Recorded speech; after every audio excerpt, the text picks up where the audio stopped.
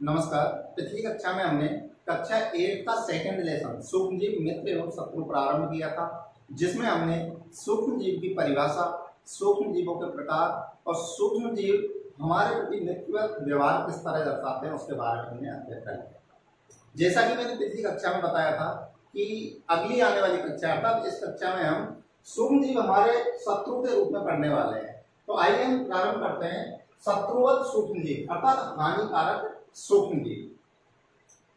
सबसे पहले इसकी डेफिनेशन देखते हैं। कुछ सूक्ष्मजीव ऐसे होते हैं जो मनुष्यों में, जंतुओं में अर्थात पेड़ पौधों में रोग उत्पन्न करने का कार्य करते हैं। उन सूक्ष्मजीवों को हानिकारक सूक्ष्मजीव या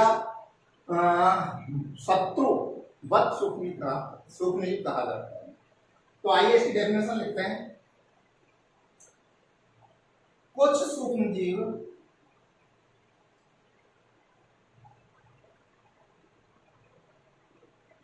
मानव,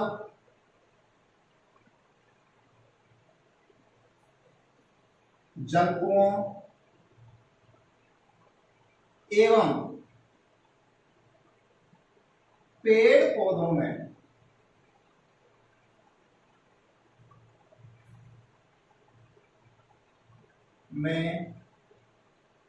रोग उत्पन्न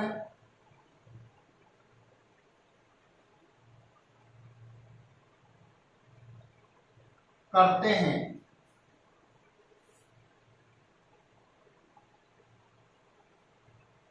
उन्हें रोगाणु, उन्हें क्या कहा जाता है? रोगाणु, रोगजनक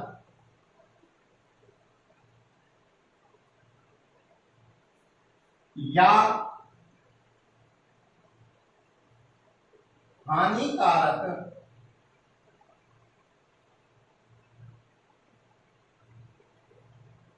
सूक्ष्मजीव कहते हैं।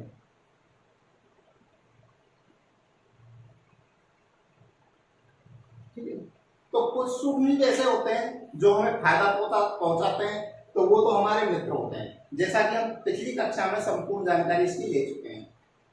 और कुछ सूक्ष्मजीव ऐसे होते हैं जो हमें प्रत्यक्ष या अप्रत्यक्ष रूप से किसी न किसी रूप में हानि पहुंचाते हैं, तो वो हमारे क्या कहलाते हैं? शत्रु कहलाते हैं। तो इसी की हमने डेफिनेशन यहां पर देखी। अब हम नेक्स्ट पॉइंट देखते हैं। सूक्ष्मजीवों द्वारा सूक्ष्मजीवों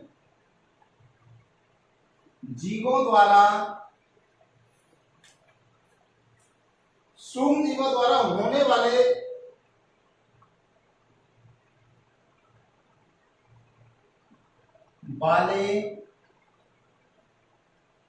ऐसे रोग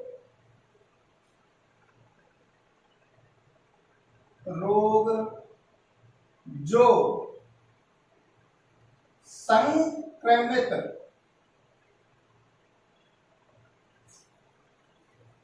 व्यक्ति से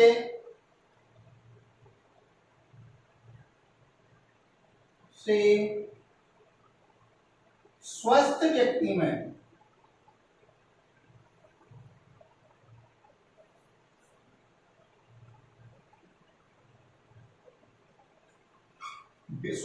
में वायु,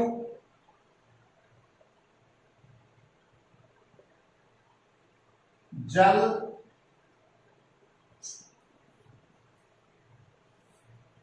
भोजन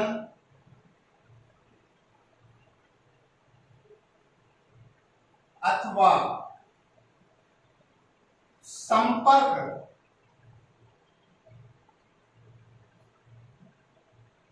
द्वारा फैलते हैं।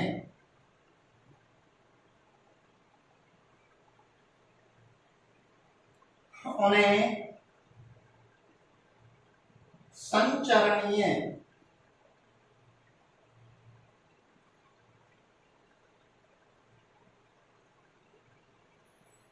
रोग कहा जाता है।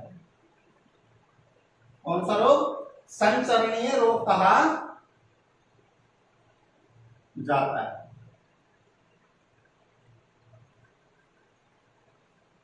देखो कुछ रोग ऐसे होते हैं जो एक व्यक्ति से दूसरे व्यक्ति में, ठीक है, जैसे माना कोई रोगी है, किसी भी कोई भी व्यक्ति ले लेते हैं जो किसी भी रोग से पीड़ित है, उस व्यक्ति से स्वस्थ व्यक्ति में यदि वायु के माध्यम से, भोजन के माध्यम से, जल के माध्यम से या परस्पर संपर्क के माध्यम से, ठीक है, रोग एक व्यक्ति से दूसरे व्यक्ति में फैलता है तो उसे क्या कहा जाता है? संक्रमणीय रोग कहा जाता है,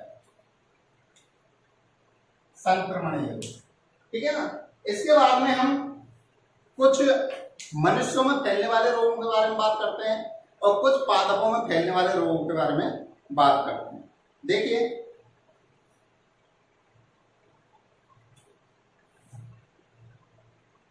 मानव में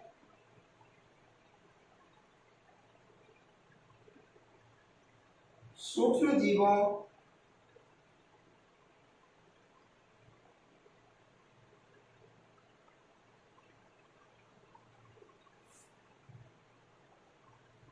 द्वारा होने वाले सामान्य रोग,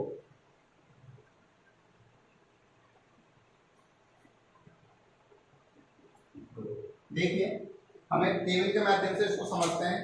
सबसे पहले तो देखते हैं मानव रोग। क्या देखते हैं? मानव रोग।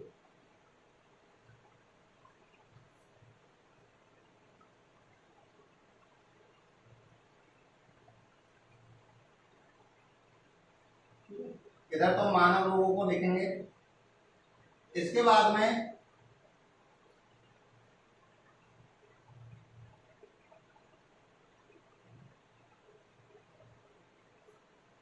सूक्ष्म जीव,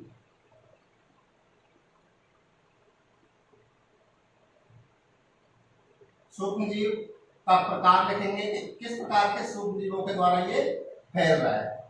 इसके बाद में संचरण,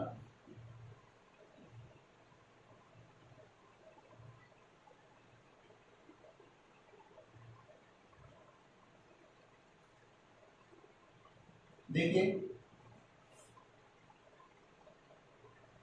ये टेबल इजीली समझ में आ जाएगी, है ना। समझने का प्रयास करना। जैसे सबसे पहले हम देखते हैं क्षय रोग। क्षय रोग, क्षय रोग की जब बात करते हैं तो यह रोग जीवाणुओं के द्वारा फैलता है। किसके द्वारा? जीवाणु के द्वारा, ठीक है ना। और जीवाणुओं के द्वारा एक व्यक्ति से दूसरे व्यक्ति में फैलने के लिए माध्यम की आवश्यकता होती है। वह माध्यम क्या रहेगा इसका? वायु। अर्थात किसके माध्यम से फैलता है? वायु के माध्यम से। कौन से सूक्ष्म द्वारा? जीवाणुओं के द्वारा। और रोग का कौन सा फैलता है? क्षय रोग। पहला हो गया। दूसरा देखते हैं खसरा। खसरे के बारे में खूब सुना होगा। खसरा जो रोग है यह है वायरस जनित रोग है। किसके द्वारा? वायरस जनित रोग है। और ये किसके माध्यम से फैलता है? वायु के माध्यम, ठीक है। अर्थात संचरण, इसके जो रोग जनक हैं, अर्थात जो सूक्ष्म रोग फैलाते हैं, वो किसके माध्यम से एक स्थान से दूसरे स्थान पर जाते हैं? वायु के माध्यम से। इसके बाद में देखते हैं अपन पोलियो।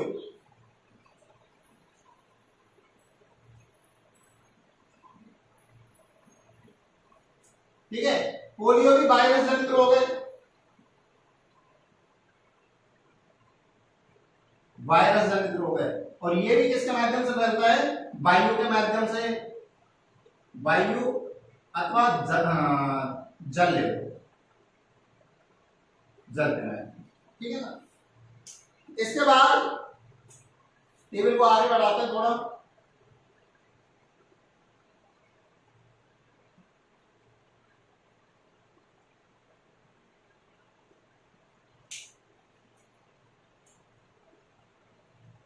चिकन पॉक्स,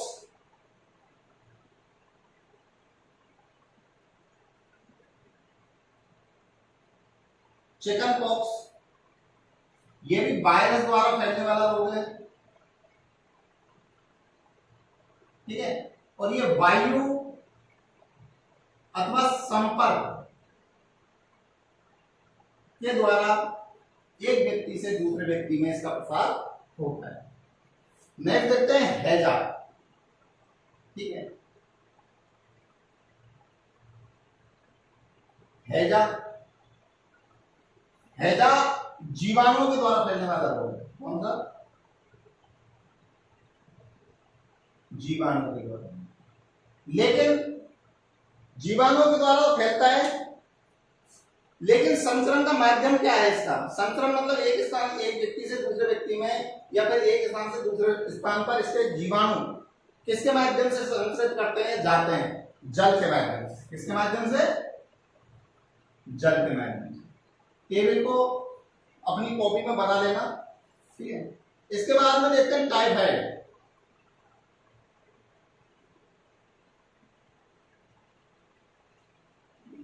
टाइफाइड की बात करते हैं तो ये भी जीवाणु जनित रोग है और ये भी जल के माध्यम से संचरित होता है। इसके बाद में एक और जो ध्यान रखना, मलेरिया। कौन सा? मलेरिया।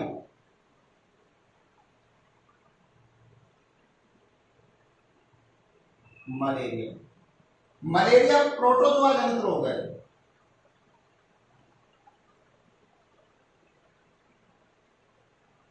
प्रोटोजोआ जनित रोग है और ये मच्छर के काटने से, अर्थात मच्छर के द्वारा एक व्यक्ति से दूसरे व्यक्ति में इसका संचरण होता है। ठीक है, तो इसको ध्यान रखना। मलेरिया है, प्रोटोजोआ जनित रोग है और मच्छर के काटने से। मच्छर भी कौन सा? मादा। और मादा में भी कौन सा? मादा एनाफ्लीज मच्छर, है ना। तो मादा एनाफ्लीज मच्छर के काटने से कौन सा रोग होता है? मलेरिया। ये तो तुमने सुना होगा। ठीक है ना। तो ये प्रोटोजोआ जनित रोग है जो कि मच्छर के काटने से एक व्यक्ति से दूसरे व्यक्ति में फैलता है। तो ये तो मनुष्यों में होने वाले रोग हैं। इसके बाद में हम बात करते हैं पादपों की। तो पादपों में या पौधों में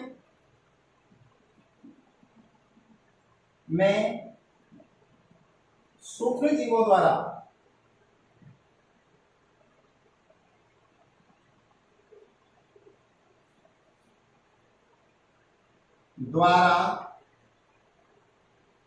होने वाले सामान्य रोग।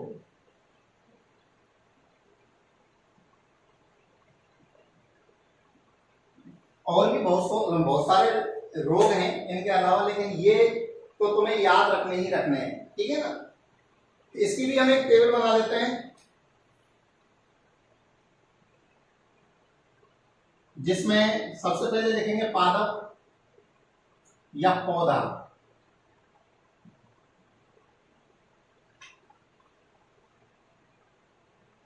रोग। ठीक है, पौधा रोग। इसके बाद में दूसरे नंबर पे लिखेंगे अपन वही सूक्ष्म जीव।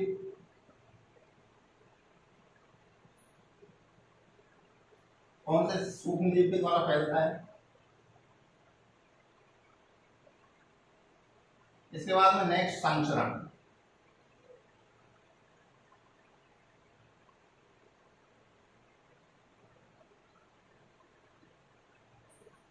ठीक है, तो पादप के रोगों के बारे में बात करते हैं।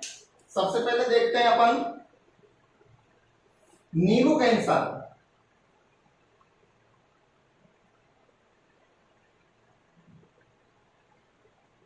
देखिए, नींबू कैंसर पादपों में होने वाला एक रोग है। जो नींबू होता है, नींबू के अंदर देखा जाता है, और जो जीवाणु जनित रोग, इसके द्वारा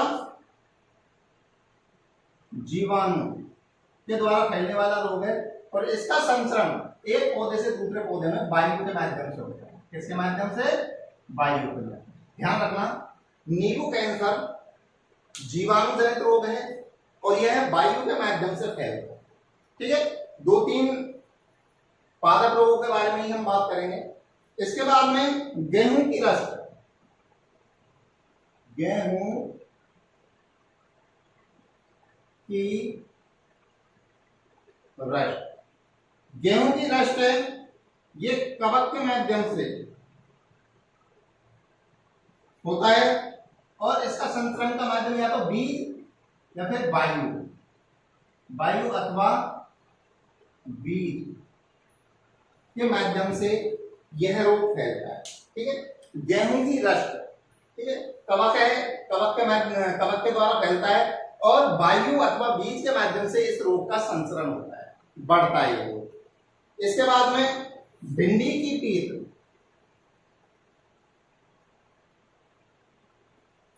भिंडी की पीत रोग, भिंडी की पीत यह वायरस जनित रोग है।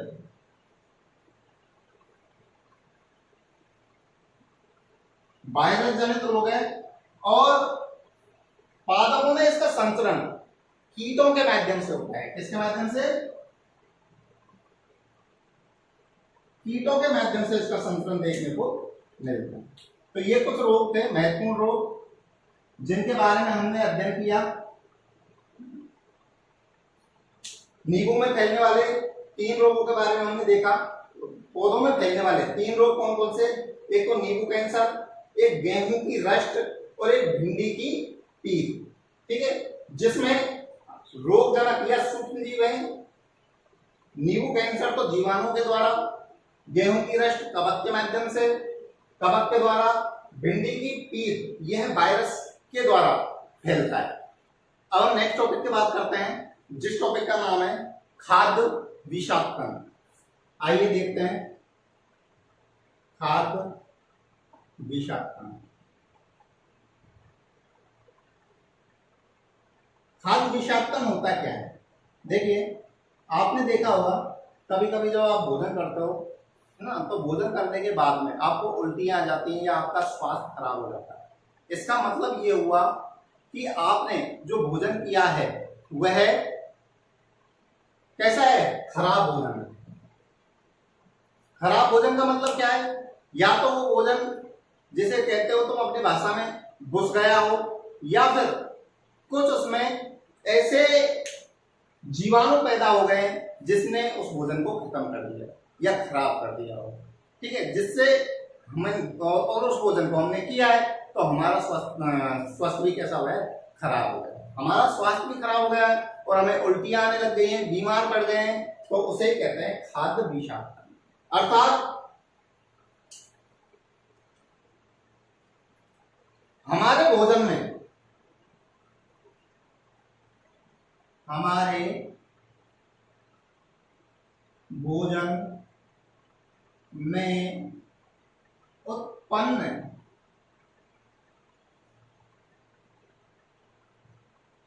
होने वाले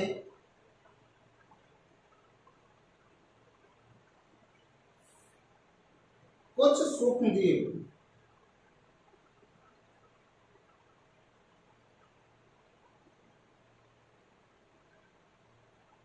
विषैला पदार्थ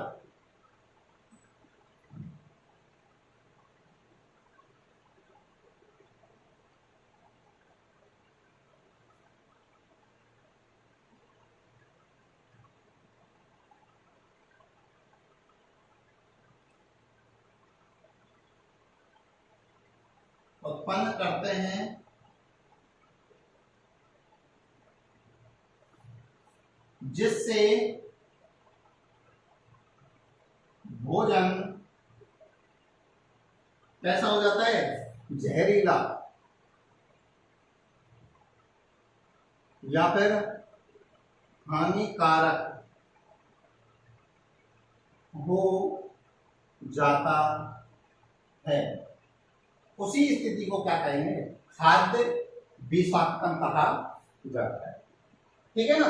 तो हमारे भोजन में उत्पन्न होने वाले कुछ जीव, सूक्ष्म जीव विषैला पदार्थ उत्पन्न करते हैं जिससे भोजन जहरीला या हानिकारक हो जाता है।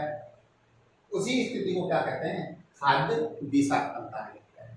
अब ये खाद्य विषाक्तन ना हो, अर्थात हमारा भोजन खराब ना हो, तो भोजन को अपन क्या करते हैं? सुरक्षित रखने का प्रयास करते हैं। सुरक्षित रखने के लिए बहुत सारे अपन घरेलू उपाय भी करते हैं, देखते हो आपने घरों में देखा होगा। जैसे कई बार जैसे सुबह का खाना है अपन दोपहर बाद खाते हैं, तो आपके घरों में जो खाना आपको सर्व करने वाले हैं, ठीक है, चाहे वो आपके कुक हों, चाहे आपकी माँ हो, चाहे सिस्टर हो, या फिर आपकी वाइफ हो, है ना, आपको गर्म करके उसको देती है। इसका मतलब क्या हुआ कि यदि उसके अंदर कोई हानिकारक जीवाणु उत्पन्न हो गया हो तो गर्म करने से वो क्या हो जाता है, नष्ट हो जाता है, और जो हमारा भोजन है वो आपको हानि ना पहुंचाए, इसलिए उसको गर्म किया जाता है। तो उसे कहा जाता है खाद्य परिरक्षण।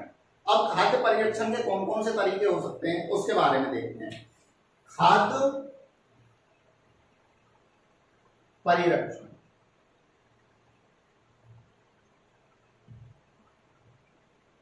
देखिए खाद्य परिरक्षण के तरीके बता देता हूं और उसके बारे में थोड़ा थोड़ा बताता भी जाऊंगा।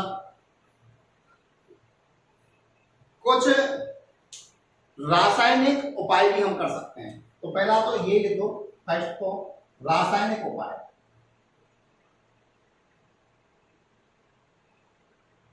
रासायनिक उपाय, इसके बाद में सेकंड रासायनिक उपाय, जैसे कई बार आपने विकृत गंधिता हो जाती है तो कुछ पदार्थों को, जैसे अचार ले लो, है ना, या फिर बसा या फैट वाले जो पदार्थ होते हैं, मावे वाले पदार्थ होते हैं, ठीक है, उनको बचाने के लिए हम क्या करते हैं, उनको उपचयन होने से बचाते हैं, अर्थात नाइट्रोजन से उनको प्रभावित कर देते हैं, पैकेटों में रख देते हैं, ठीक है, तो वो रासायनिक उपाय कहलाते हैं। नेक्स्ट देखो, इसका नमक द्वारा परिरक्षण, नमक द्वारा परिरक्षण जैसे मांस, मछली आदि का परिरक्षण नमक के माध्यम से किया जाता है। देखो कई जगह दूर दूर तक मछली या फिर मांस की सप्लाई की जाती है, तो उसमें क्या किया जाता है, नमक से उसको ढक दिया जाता है पूर्ण रूप से, ठीक है, जिसके कारण जो हानिकारक जीवाणु होते हैं उस पर अपना प्रभाव नहीं दिखा पाते। तो नमक द्वारा भोजन का परिरक्षण हो जाता है। इसके बाद में चीनी द्वारा भोजन का परिरक्षण, चीनी द्वारा,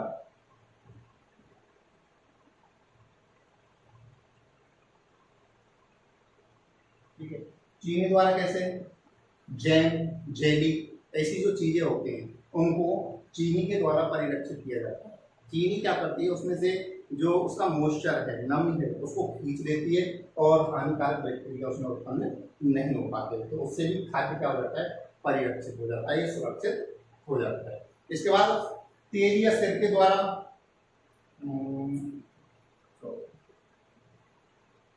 तेल या सिरके द्वारा भोजन का परिरक्षण भी किया जाता है।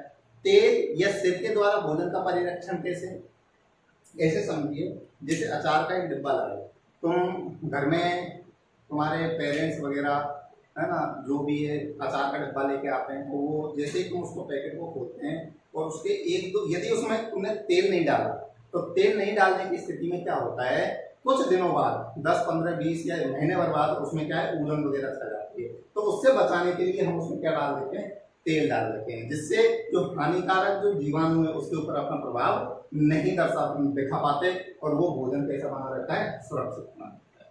इसके बाद में गर्म या ठंडा करके, जो मैंने पहले बताया था, है ना, गर्म या ठंडा करके भोजन को परिरक्षित किया जा सकता है। 5वें नंबर पे गर्म करके, गर्म करके भी भोजन को क्या किया जा सकता है, परिरक्षित किया जा सकता है। तो इस प्रकार से हम देखते हैं आज की क्लास हमारी प्रॉपरली किसके ऊपर रही है कि सुखदेव हमारे क्या है, शत्रु के रूप में किस किस प्रकार से व्यवहार दर्शाते हैं। तो शत्रु का मतलब होता है जो हमें नुकसान पहुंचाता है, तो यहाँ पर हमने उसी की चर्चा की है। अब हमारा एक टॉपिक और रहा है नाइट्रोजन चक्र, ठीक है, उसके बारे में भी हम देखते हैं। आइए तो देखते हैं नाइट्रोजन चक्र।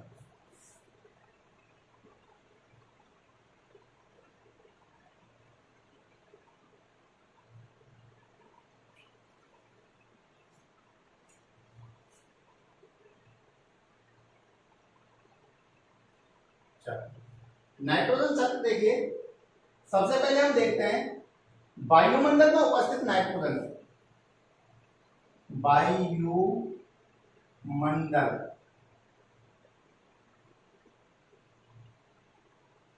में N2, अर्थात वायुमंडल में उपस्थित जो N2 है उसको सूक्ष्म जीवों के द्वारा उसका स्थिरीकरण किया जाता है। अर्थात मैं ये बोलूं कि सूक्ष्म जीवों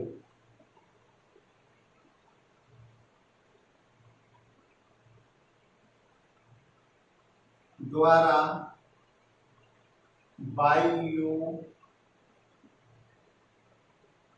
वायुमंडलीय N2 का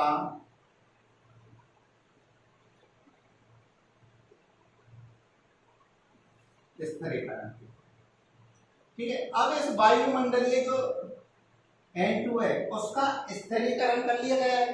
स्थिरीकरण करने के बाद में मान लेते हैं ये कहां पर चली गई, ये चली गई अपन की भूमि में, अर्थात मृदा में N2, मृदा के अंदर नाइट्रोजन चली गई या मिट्टी के अंदर उपस्थित हो गई ये नाइट्रोजन। अब इस नाइट्रोजन को कुछ सूक्ष्मजीव ऐसे होते हैं जो इसको गैसीय रूप में परिवर्तित कर देते हैं। ठीक,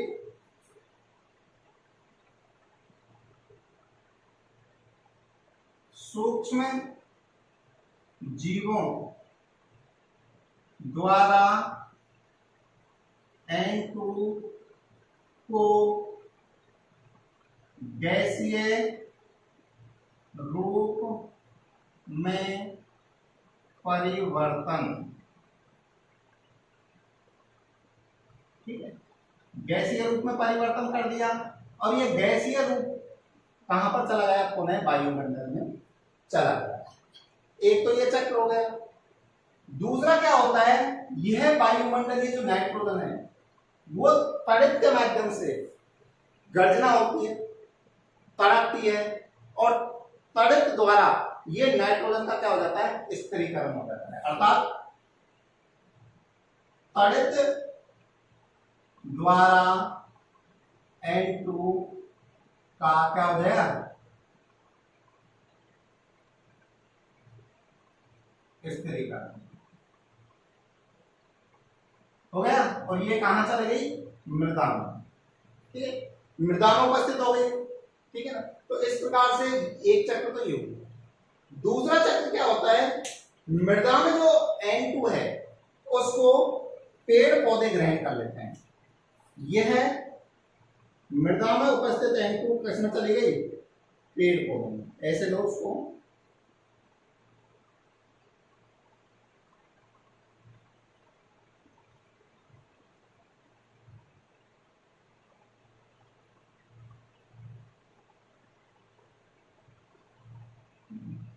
पेड़ पौधों में चली गई। पेड़ पौधों के माध्यम से यह कहा जाएगी जीव जंतु में। जैसा कि आप जानते हो इन पेड़ पौधों को कौन खाएगा, जीव जंतु खाएंगे। अब ये यहां पर कैसे आई, अवशोषण के माध्यम से। किसके माध्यम से, अवशोषण के। लिखूं क्या इसको, का अवशोषण।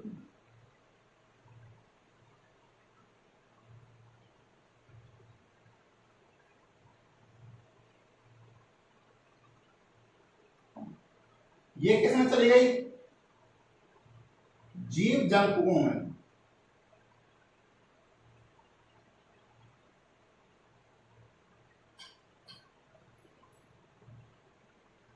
ठीक है, जीव जंतुओं में चली गई।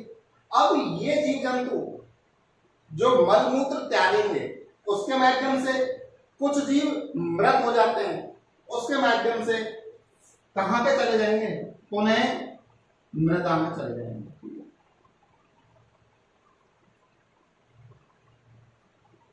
जीवों के मल मूत्र अथवा मृत होने से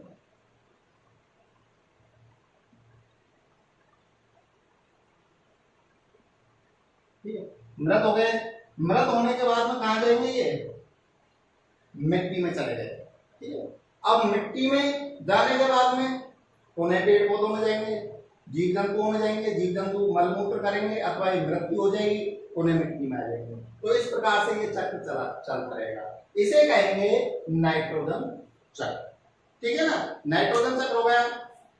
इसको यहां पर ऐसे भी लिख सकते हैं कि मिट्टी के अंदर उपस्थित नाइट्रोजन यौगिक, ऐसे भी लिख सकते हैं इसको, मृदा में उपस्थित नाइट्रोजन यौगिक। चलो पूरा लिख दो इसको।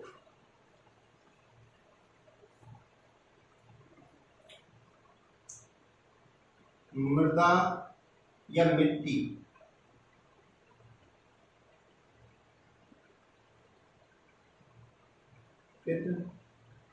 एंटो यौगिक।